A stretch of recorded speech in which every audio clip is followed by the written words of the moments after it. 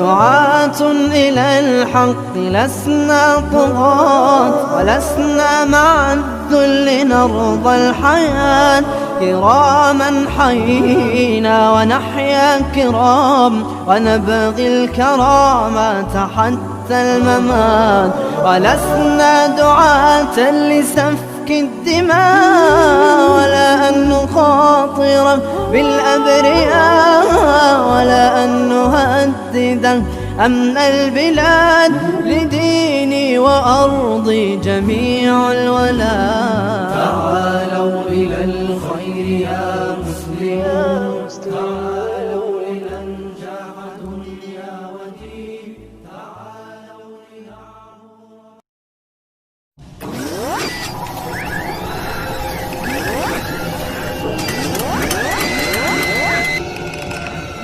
All right. Okay, assalamu alaikum everybody. I don't usually do this, but I'm going to talk to the camera today. All right. If you remember the video from a few weeks ago when we spoke to Matt here from Liverpool, yeah? Yep. And we explained to him about Islam and what it entailed, kind of thing. We said that, you know, even if in your life you're doing things that are not Islamic, that shouldn't hold you back from becoming Muslim if you believe in the truth. So what I said to Matt last time was that, look, a flower doesn't grow in a day. First we have to plant the seed, then we have to water the seed, and then inshallah eventually we have a beautiful rose. But it doesn't happen overnight. So what we spoke to Matt about was belief in one God. That if you believe that the only thing worthy of worship is God Almighty, the creator of this heaven and earth, you believe that's the only thing worthy of worship and your praise and your recognition, and you're happy with that, isn't it? Okay. Then I said stage 2, which is a little bit more delicate and technical, is to believe that Muhammad, peace and blessing be upon him, is God's last and final messenger. And so by following his example, we're following God's teachings and guidance. Now, I wasn't not sure how close you were at that time. I did hope to speak to you later on, but we disappeared. But I believe now that you're ready to accept that. Yeah. Okay. So, mashallah, Brother Matt here now is ready to join the Ummah and become part of the brotherhood and sisterhood. Mashallah, 1.6 billion strong and growing. Alhamdulillah, and connect his soul to its creator and receive the guidance in his life. Alhamdulillah. Before he takes the Shahada, I was just going to take him through the 5 pillars of Islam and the 6 pillars of Iman. So the first pillar of Islam is obviously the Shahada. So this is where you bear witness to what's in the heart. So if you believe, like Matt does, that, or even yourselves, if there's anyone close to the brink, that the only thing worthy of worship is God Almighty, and that Muhammad, peace be upon him, is his messenger, then bear witness and testify what's in the heart. Make it known, alhamdulillah. And from this, inshallah, Allah will put the faith in your heart, alhamdulillah. Once you understand this, then it's time for the second pillar of Islam, which is Salah. Now, Salah is where you're going to, I'm talking to the camera and I'm talking to you at the same time, yeah? So the Salah is where, this is where it's going to strengthen you now. This is where 5 times a day you're going to recognize your creator. You're going to stop what you're doing, alhamdulillah, in the morning, in the early afternoon, late afternoon, sunset, and in the night time, and remember your creator. So whatever could be distracting you, you never lose connection with that. Alhamdulillah. And then when you pray, you'll say this verse in the surah, every surah you pray is Surah Fatiha. And Surah Fatiha, when we say Alhamdulillahi Rabbil Alameen Ar-Rahman Ar-Rahim Maliki Yawmiddin. Praise be to Allah, Lord of the universe, Master of the Day of Judgment. So we recognize our Creator 5 times a day in these verses. In these same verses, we ask Allah to keep us on the straight path, not the path of those who've gone astray. Now this can refer to the Muslims who have actually are Muslims but they're behaving away from Islam, or they've actually left Islam, yeah? Or those who have earned in anger. Okay, so in our salah, we ask Allah, it's like a dua, we're asking Allah to keep us strong and keep us on this path. Okay, so and through this your iman will grow, as long as you stay on those 5 times prayer, alhamdulillah. Then obviously you've got the zakat. The zakat is once a year you pay a certain percentage of your wealth. I mean, I know you're a banker, so who knows what you've got hidden away there, yeah? But you know, this is not an Islamic country, so you're obviously not going to get a knock on the door by the zakat collector, but you know, at the end of the day you will look to your wealth, you look to your surplus wealth, possessions, properties, whatever, and you pay 2.5% to the poor.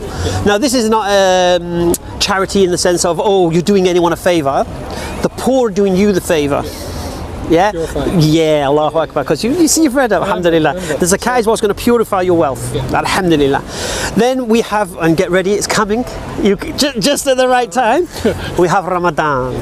Now Ramadan, alhamdulillah, this is the ultimate test of your willpower. Yeah, because you're not just prohibited from things like water and things like that, and food, but it's a spiritual thing as well. So you've got to try and remain calm, try not to get into arguments, and obviously when you're fasting, there's two things here: you become weak, but at the same time you become very temperamental as well. Yeah, I don't come to the park in Ramadan, for example, yeah, because I haven't got the patience for that. Yeah, so that's coming up, mashallah, where you will fast from sunrise to sunset. I'll tell you a very quick story about this. Yeah, when I first embraced Islam, this was one of the major thing that hit me straight away, that I've joined something completely alien, right, in a good way.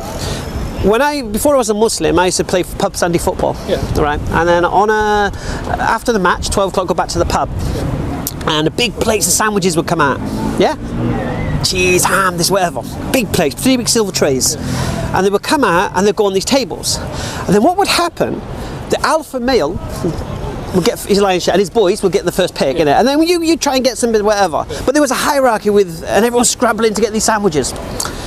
So anyway, my first Ramadan, all right, in October 2001, and I was in this mosque for my first iftar. Now iftar is when we break our fast together. Okay.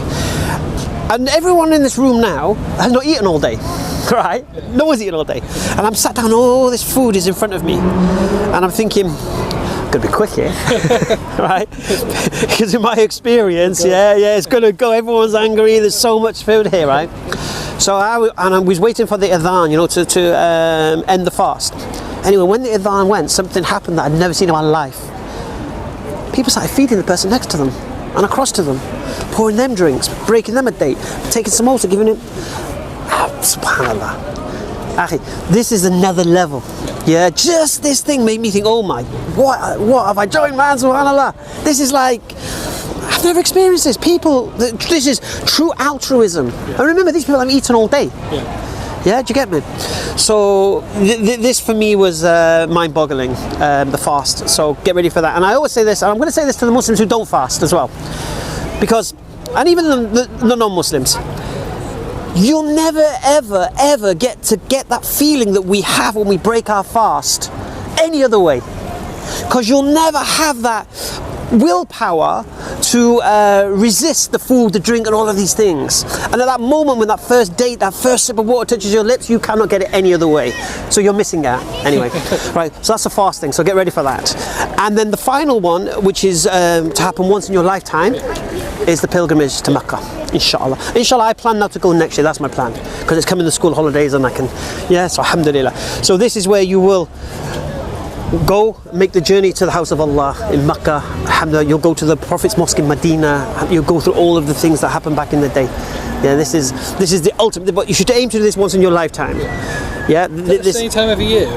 No, it drops, because in Europe and whatever, especially, we follow the Gregorian calendar. Yeah, it's only it's 365 days, but in the Islamic calendar you have 340 days. So what happens, we're dropping every year. So that's why this year I couldn't go Hajj, because Hajj is outside the school holidays, and because of the zero tolerance on taking kids out of school, I have to wait till next year, where I shouldn't say this actually, because it's going to be a rush now. That was my little secret.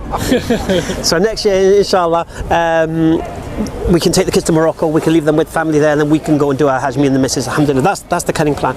Anyway, so that's the 5 pillars of Islam. Okay, they're the 5 fundamentals. This is what Islam is built upon. Okay, then we have something called the 6 pillars of Iman. Now, Iman is what is like your battery of your car, right? If your Iman is high, your Islam is good. If your Iman is low, your Islam is weak. Yeah, it's like someone says, for example, let's say you have a Muslim who's non-practicing Muslim for whatever reason, and he tells people, I'm a Muslim. So in my mind, as you say you're Muslim, it's like someone says, I've got a Mercedes at home, C-Class. But he doesn't tell you it's got 4 flat tyres, the battery's flat, the engine's rusted, there's moss growing on it, and the windscreen's all cracked. Yeah? He doesn't tell you that. So the Iman is where you, is what's going to charge your battery every day, and the Salah will do that. Okay. So what are the 6 pillars of Iman? You believe in Allah. So when you believe in Allah, this is what you believe, that the creator of heavens and earth is watching you. And if you can't see Allah, imagine seeing Allah, just imagine He is watching you. Yeah, there's no way you can hide. Okay, this will increase your daily activity and the way you are. Okay, then you believe in the books. We believe in the revelation that was sent to the prophets. Yeah, we believe in all of the books, the Zabur, the Injil, the Torah, the Quran. Okay, now unlike some missionaries try to claim, we don't believe the Torah is the Old Testament, and we don't believe the Injil is the New Testament. Yeah, we believe the Injil is what Jesus was teaching. Because if you read the New Testament, it says Jesus was preaching the Injilian, Evangelion, which is the Injil. The New Testament is kind of reporting on what Jesus was doing rather than the actual delivery of what He was itself. So we don't believe that. We believe in the book, Allah, the angels. Why believe in the angels? How can the belief in angels increase your iman? Well, first we remember is the angel of death. Why should we fear the angel of death? Because when the angel of death comes, no, worse than that. When the angel of death comes, he's going to come at the time you least expect it. Unless you've got a terminal illness, it's going to be a time you least expect it. And when the soul reaches the throat, the soul's going to hide. It's going to be afraid. It's going to hide in the body, and the angel of death is going to call the soul. And for those who, let's say, I won't say not Muslim because that's harsh, but those who have not earned the pleasure of Allah, it's going to be like dragging a hook through cotton wool. And for others, it's going to be like water from a tap. And then there's when we hear the stories of how the angel will take the believing soul or the unbelieving soul on the journey. But you can read about that after. These are the things you've got to look forward to. All right. So that's one of the angels we should be thinking about. Two other angels we should be thinking about is Nakir and Munkar. Who are they? They're the angels of the grave. They're the angels that are going to come and question you in the grave. Again, more for you to read about. But these will keep you on the straight path. Nakir and Munkar, thinking about Nakir and Munkar, thinking about the angel of death. Then you also have Angel Jibreel. Why believe in Angel Jibreel? Because Angel Jibreel is the one who delivered the Quran. He's the messenger of Allah. So believing these angels is what will bring you close to Allah. Okay, this will increase your iman and your faith and your belief. Okay, books, angels, prophets. Of course, that's a key one. We believe as Muslims that God sends messengers to mankind. We don't believe that God speaks to the minds of everybody.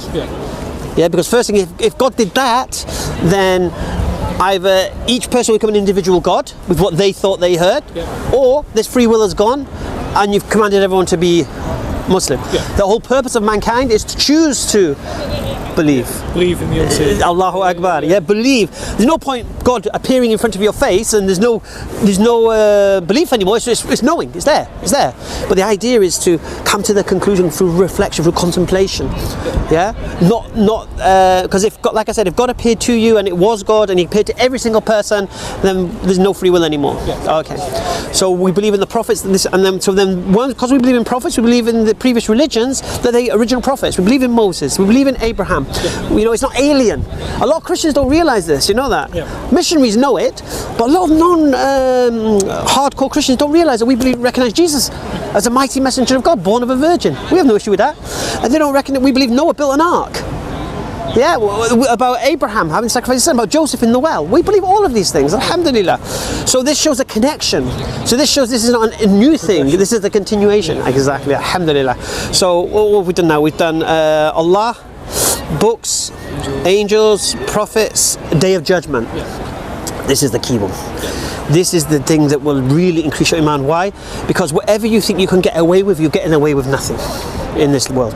Because there's a day of judgment reckoning coming. So anyone who thinks they've escaped justice and got away with something, I've had many things stolen in my life from me, and those people think they've got away with something, or the local law give them a slap on the wrist. They'll be seeing me. They'll be seeing me. And I won't be taking back what they stole from me. I'll be giving them whatever I can get rid of my bad things. And if I've got no bad things, I'll be taking whatever good things they have. There's a day of reckoning coming.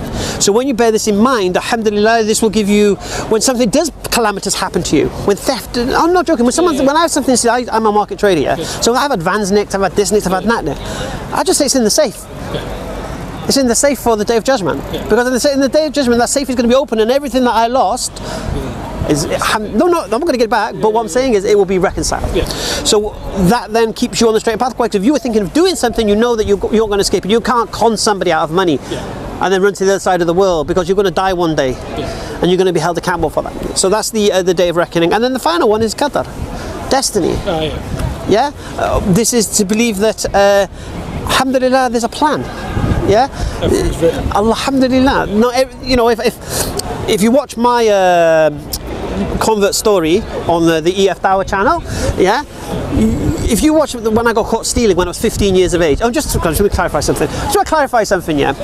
When I talk about in my conversion story of stealing and a bit of drugs and all of these things, this was when I was like 15, right? I embraced Islam when I was 27. So don't think because I embraced Islam at 27 I was still a druggie and alcohol. I wasn't. Just so you understand that. I was in a happy relationship, I was a mortgage advisor, I'm a finance company, So please, just you trolls on the comment section, don't think I'm perpetually 15-year-old thief, Alhamdulillah, I'm 43 now as well, anyway. So I had to say that because I see it all the time. Oh yeah, he's an ex-druggie, and what are you talking about? I think I was last spliff when I was about 20 or something like that. You get me?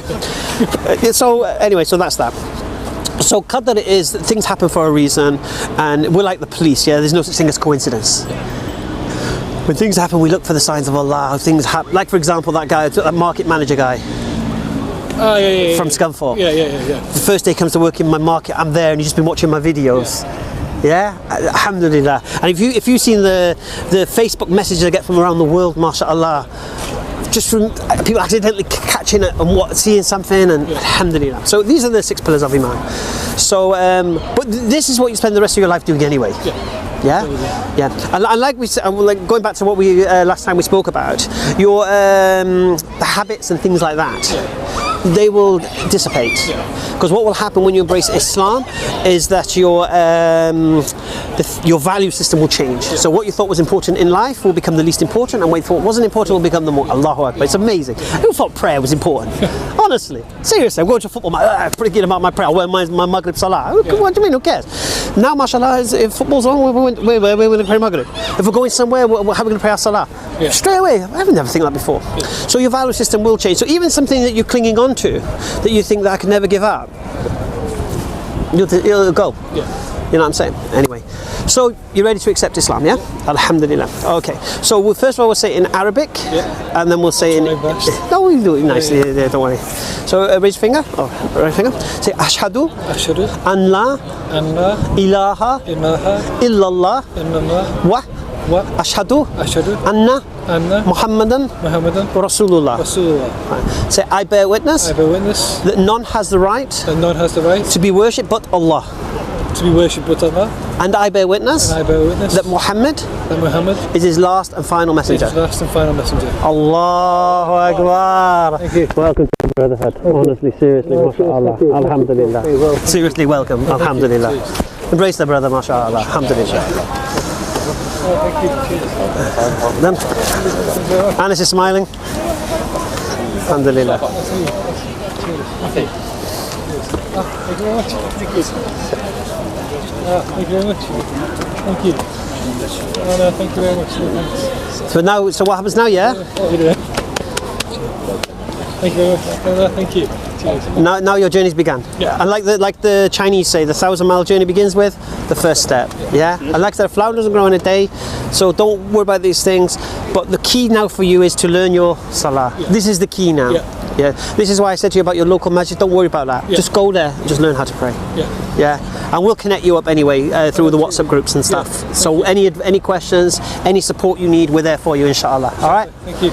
And if I need a mortgage, just astaghfirullah. Thank you. Sorry, I want to give it there. Oh yeah. The right way. This is the way. Before you die and you become Muslim. That's the best gift. It is the best gift. The best gift Allah given you. Chosen you from all mankind. Allahu Akbar. That you are a Muslim. Thank you. MashaAllah. Thank you.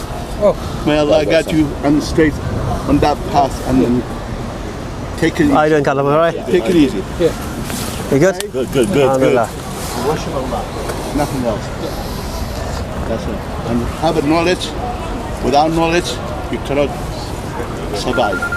So you have to have a knowledge first. and seek the knowledge from the right people. No, we'll hook him up with the crew, don't worry. Jazakallah. Barakallah fikum. Walaikum salam. Who's that? You're going to join us for food anyway, aren't you, later? Yeah. Books. So I thought you might find it. Oh, brilliant. Thanks so much. And Oh, he's going to take all the reward now. pray, mate, inshallah. Allahu Akbar. This guy's a hustler, man. This guy's a hustler. Get the prayer mat in there. And we've got the golden dust. Oh, Alhamdulillah. oh, Ambassador, you're really spoiling him. Yes, yes, No, this is nice. yeah, you can smell that. Oops. That was nice. It's nice. Oh. There you go. And we like golden dust. Give to everyone, inshallah. I'm giving you tours. Yeah, I know. Sorry, mate. You can go to my stuff. Allah, sorry. That's good. And this is what. Yeah, it's nice. It's nice. It's called ikram, you know. Ikram in Islam is basically generosity, isn't it? Okay, mashallah. So I got you some hats as well, inshallah. perfect. And Hamza will explain to you what this means. Oh, he knows. Yeah, for the wife. When you get married, yeah. Keep him as a... Inshallah. Okay, so So much. Thank anything? you, everyone. Allahu Akbar. Sorry, again, I dropped that thing. Is that yours? Yeah. Oh, that's a goner. Dropping it. That's a goner, man. Yeah. I did mine 3 times in 1 week. Anything you need, you know, you can always contact us, inshallah. You got the phone number, inshallah. And we're here for you, I think. Okay. Right, now go get Sarah. Yes, I forgot it.